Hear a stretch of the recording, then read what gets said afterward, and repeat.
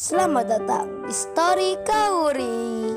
Ini adalah channel kedua artikel YouTube. Jangan lupa subscribe ya guys, dan tekan notifikasinya.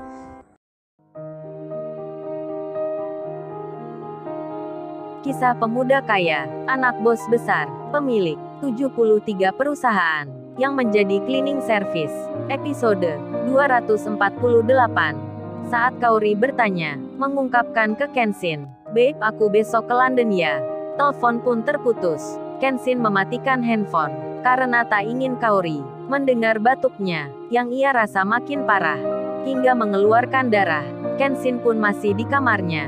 Ia beristirahat sejenak, namun rasa mual dan muntah tiba-tiba menghampiri. Di saat itu pegawai kantor pusat, yang berada di kamar sebelah, mendatangi Kenshin. Kemudian ia melihat tuan muda yang muntah, sambil keringatnya keluar banyak. Tak menunggu lama, langsung diteleponlah dokter yang merawat tuan muda sebelumnya. Lalu pegawai itu memanggil teman lainnya, dan dokter yang ditelepon pun menyarankan agar cepat dibawa ke rumah sakit yang kemarin ditunjukkan, dan orang-orang di sekitar Kenshin segera membawanya. Sementara Kauri yang mencoba telepon lagi, ia tak bisa menghubungi. Terdengar di handphonenya itu, "Nomor yang Anda hubungi sedang tidak aktif." Kauri pun mengira mungkin baterai handphonenya lagi habis. Begitu pula mamanya. Namun karena sudah mendapat jawaban tentang hubungan Kenshin dan Kauri, mamanya yang merasa senang akhirnya mengizinkan Kauri untuk keluar negeri. Dan malam itu, Kauri bahagia sekali karena mamanya telah merestui. Sementara sampai detik itu, tak ada yang mengetahui tentang Kenshin saat ini, yang masuk rumah sakit di ruang gawat darurat karena pegawai yang menyertainya nampak kini sedang panik. Mereka merasa bersalah mengingat kemarin yang mengizinkan tuan muda masuk ke pabrik pengolahan yang tanpa mengenakan safety. Kenshin itu sekarang terlihat terbaring dengan ventilator yang terpasang. Dokternya pun sudah datang. 3 orang yang mengantar itu pun masih belum mengabarkan, memberitahukan masalah ini, melaporkan ke bos besar tentang kondisi putranya yang kini sedang dirawat.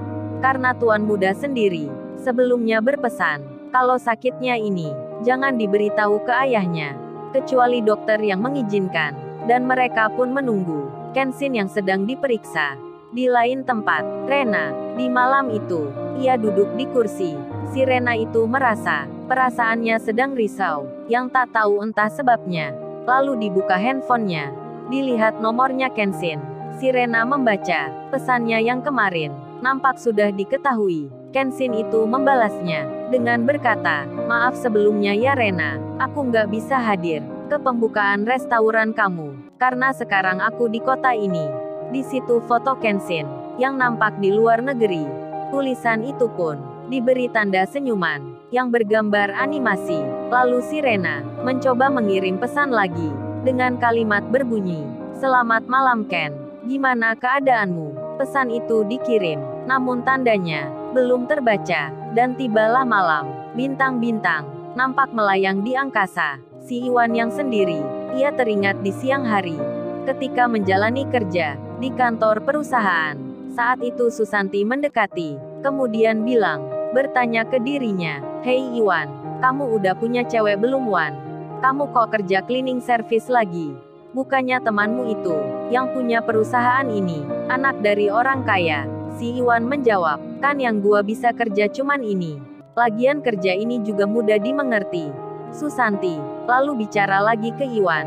Tanpa malu-malu, ia langsung mengatakan, "Wan, kamu mau balikan sama gua nggak?" Si Iwan menjawab, "Balikan apa yang maksudnya?" Susanti pun bilang, "Ya kita pacaran lagi Wan." Si Iwan menyahut, "Bukannya kamu sekarang udah punya cowok? Itu sekantor dengan kamu, kok malah balikan sama gua? Gue ini masih cleaning service, belum kaya dan masih miskin. Motorku aja masih sama motor butut yang lama." Susanti malah menjawab, "Kamu menyamar aja Wan. Lebih baik berterus terang daripada menyembunyikan." Rupanya Susanti itu telah mengira Iwan kini punya jabatan, dan ia ingin balikan. Itu karena ada satu hal, ada udang di balik batu. Karena di pikirannya, ia melihat ke depan tentang nasib Iwan yang memiliki kecerahan. Apalagi kemarin dilihat sendiri, Iwan itu naik Lamborghini. Susanti pun menaruh harapan. Ia masih terus menggoda, terus merayu-rayu. Dan kini di malam ini, Iwan yang teringat akan hal itu. Ia jadi berpikir-pikir tentang kerja nanti, agar Susanti tak merayu lagi. Malam pun berakhir, waktu pagi telah tiba. Kondisi Kenshin semakin membaik, namun hal yang tak disangka, bos besar yang di rumahnya sedang menelpon putranya. Setelah dicoba-coba, dihubungi berkali-kali, nomor itu tak ada suara. Handphonenya Kenshin tak bisa ditelepon. Bos besar itu pun kemudian menelpon anak buahnya, yang saat ini juga di London, sedang menemani Kenshin dalam pekerjaan di sana. Telepon itu pun tersambung, tepat di pagi hari, di jam 7 pagi, di waktu London. Ketika mendapat telepon itu, yang dihubungi tersebut merasa was-was jadinya, karena bos besar sedang menelpon. Kebetulan pula dirinya kini di rumah sakit, menunggui Kenshin. Jadinya ia merasa bingung, namun mau tak mau, telepon itu harus diangkatnya. Dan setelah itu, bos besar bicara, "Halo Tony, Kenshin apa ada di situ?" Yang ditanya pun menjawab, "Oh ini tuan muda ada bos." Dan beruntungnya, saat itu Kenshin sudah tersadar. Telepon itu pun segera diberikan. Kenshin lalu bicara, dengan pelan-pelan, dengan nada yang biasa, "Halo ya ada apa ya?" Bos besar pun berucap, menanyakan kabar putranya, dan menanyakan tentang pekerjaan. Kenshin pun menjawabnya, dengan seperti adanya, yang tanpa mengundang curiga. Hingga pembicaraan itu, hampir 10 menit lamanya, dan bos besar itu pun, sampai detik itu, tak mengetahui perihal Kenshin yang ada di rumah sakit. Waktu pun berganti, Pak Henry yang kini ada di rumah. Karena hari ini tanggal merah, Pak Henry pun tak kerja. Lalu beliau terlihat bercakap-cakap, sedang video call dengan sahabatnya. Pak Henry itu menyapa, "Gimana Jun kondisi pagi di sana? Sudah ngopi belum kamu?" Junedi sahabatnya itu menjawab, "Sudah Hen, sudah 2 kali pula. Kopi di sini memang beda. Mantap terasa. Lu sendiri gimana Hen?" Pak Henry yang ditanya malah bertanya, "Jun kamu ini sekarang di mana? Kok dari tadi ada suster lewat situ?" Junedi menjawab, "Oh ini Hen kebetulan tempat ngopinya dekat dengan ruang kesehatan." Lalu temannya Pak Henry itu tak sengaja menggerakkan handphonenya hingga terkena ke kaca cermin.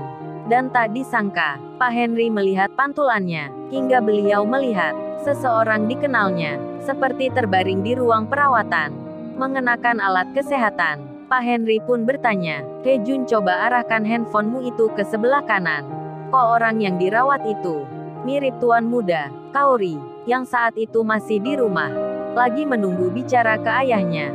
Saat itu ia duduk di kursi di ruang tamu. Kaori pun mendengar ayahnya yang lagi bicara dengan temannya. Namun saat ayahnya itu menyebut nama tuan muda, Kaori pun langsung merasa terpantik hatinya. Setelah melihat yang di kamera, Pak Henry itu pun bicara dengan nada yang terkejut sekali. Beliau itu berucap, "Lo Jun beneran ini? Itu tuan muda Kenshin. Kok di situ? Sakit apa Jun emangnya? Kamu kok nggak bilang?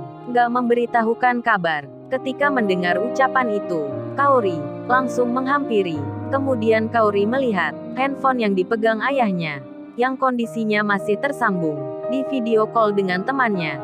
Dan kameranya pun sedang mengarah ke tempat Kenshin yang terlihat terbaring dirawat di rumah sakit. Melihat hal yang demikian, Kaori pun langsung terkejut, terkaget dirinya. Diangkatlah kedua tangannya, mengarah ke dagunya. Kemudian ia berkata, "Lalu, bagaimana kisah selanjutnya?" Subscribe channel ini untuk episode berikutnya. Terima kasih. Jangan lupa ya guys, untuk kelanjutan ceritanya ada di channel Story Kaori. Jangan lupa subscribe ya guys, dan tekan notifikasinya